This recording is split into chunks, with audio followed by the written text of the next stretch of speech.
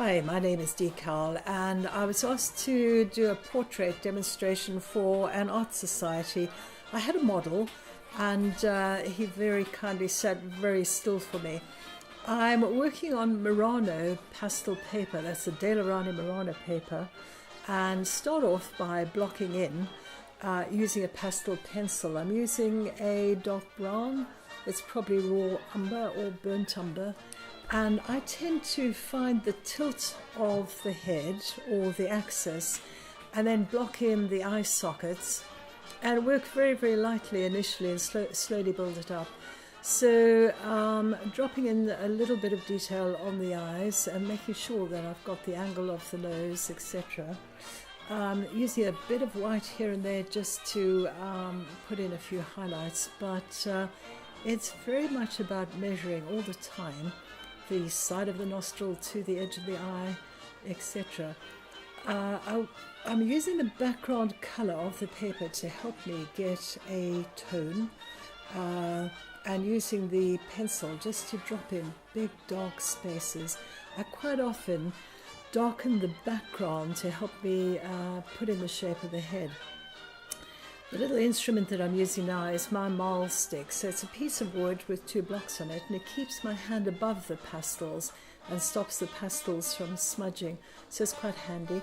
This is something that John made for me, and all my students use it now. Taking out my colors, I'm going to restrict myself on the colors. So I'm going to use a light orangey flesh color and just block in. Here I'm showing you how I don't rub the colors together because otherwise they flatten, but I just put color on top of color. So using an orangey flesh color here and there just to give it a bit of tonal change on the one side, and then a lighter tone, and working around the subject. It is a quick sketch. This whole portrait took about 3/4 of an hour to do with the model sitting in front of me. So I was working very quickly. Quite love using complementary colors. So I'm using a blue for the shadow, and that's going to clash a little bit with that orange and just make the painting a bit more vibrant. So it's quite a deliberate choice, that. Pastel pencils, love working with them. Using a pale grey pastel pencil, I'll work up to the white. So I'm always working slightly darker than what I'll end up with. And a little bit of detail, just squinting my eyes and looking at where the light is catching on the face, and desperately trying to capture a little bit of this man's face. He sat extremely still for me, which was lovely.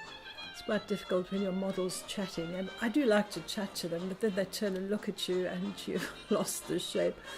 So sometimes I play music, and that saves me from getting to distract my model. Working with a grey pencil into his beard now and onto his hair. Just shaking off some of the excess paint. I don't blow the paint around. I don't like to dust my studio too much. Blocking in a big area of his shirt, and also the background. I use the background, the negative space.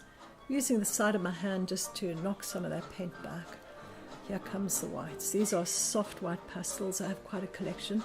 Some of them are creamy white, some of them are bluey white. So I've got quite a nice range of whites. It's quite important that you don't just use the one tone of white. Here I'm blending, and I'm using the pastel pencil to blend with, so I don't get my fingers into the paint at all.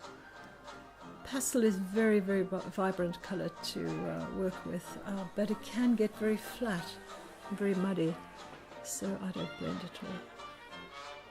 Definitely not with my fingers.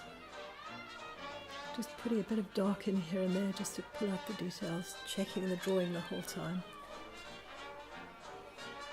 It does look like I'm painting very fast, and I am fairly fast, but obviously this was a demonstration, so it's been sped up a bit. There we go. Put a mount around the painting just to help me see what the composition is like. Anyway, I hope you like this demonstration. Thank you.